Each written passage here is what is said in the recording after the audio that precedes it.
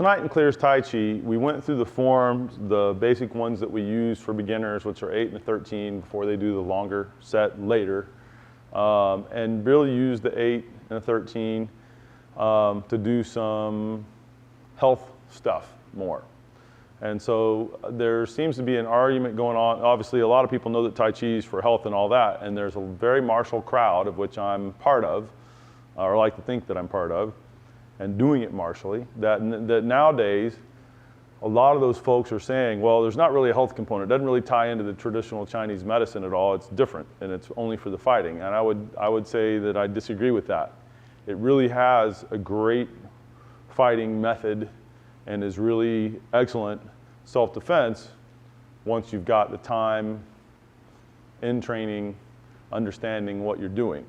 It also is a very great health mechanism. I have used it to rehabilitate injuries that I have had on myself, my own injuries, several of them, shoulder, back, knee kind of thing. And I've helped students that have had everything from ankles to lower back, bad backs and arthritis and different stuff, also to rehab using the Tai Chi to do it, rehabilitate by the way that they practice the Tai Chi.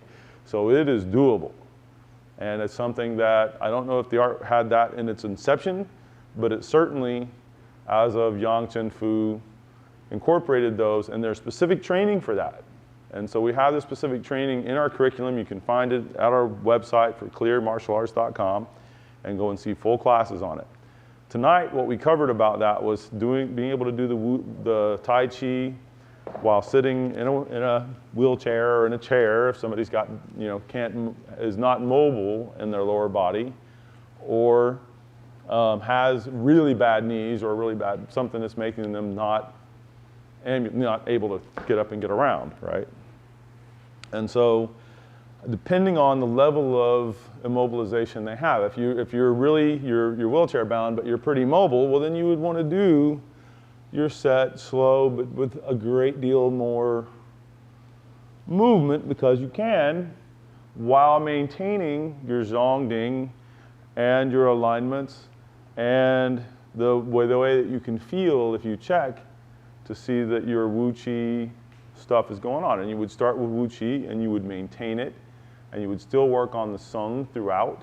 You would still work on raising and sinking inside as well as out when you're doing those kinds of movements, and gathering and expressing out as you're doing the movements like that, and on and on. And we go through the whole set doing this so that you can follow along on our full class on the member site. So I just wanted to at least get an idea here. If someone is quite a bit more locked up or has nothing below their waist, well, at least they can work this in a way that's going to be useful and healthy for them, and it has to do with mobility and range.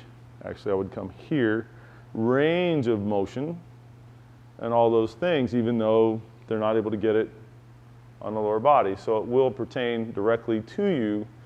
And when you take this same kind of an idea and put it to standing up, you begin to get into how to rehabilitate the body using the Tai Chi. So that was, you go all the way through it doing the sitting down, and that's a version of the Tai Chi that you can do, sitting in a wheelchair or in a chair.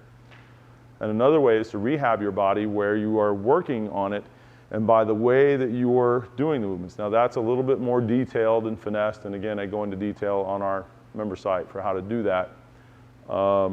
The bigger trick in Tai Chi for this is that you always work where it's working. In other words, if it feels empty and nothing, it's probably empty and nothing. That's probably not right. That doesn't mean you're not trying to get deep, deep, deep relaxation. And that relaxation isn't nothing, it has a feeling to it. Versus empty waving your hands around where it might not even be relaxed, but it seems like it's flowing freely, different thing. Right, so you want to distinguish that. And that if I'm coming over here, it's how far can I go if I'm working on that? Is it painful at all? If it's painful, you've gone too far, you need to back it off a little bit. If there's no work, it's not enough. And so it should be work, but no pain. And you really have to go slow and easy and relaxing, like you're just gently stretching it. A student that I have that's a physical therapist for, actually from the arm to the fingers, that's his job, talks about nerve gliding and that when you're going really smooth and softly and relaxing and going to full extent, that's what you're doing. Now, if it's painful in the process, that's too far. If there's no work, not far enough.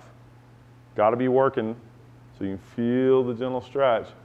It needs to not be painful. And there's ways to do this, and you modify the moves accordingly. It's not that they're fixed into this very finite, that's how that move is always done. This would not be getting you the work that you need for your body appropriately. And so it's much more moldable than people think, as long as your mechanical principles and alignments, like Zhongding, are kept. So there's a bit there to do. I hope this video has been of help to you. Thanks for watching, and we'll do more next time.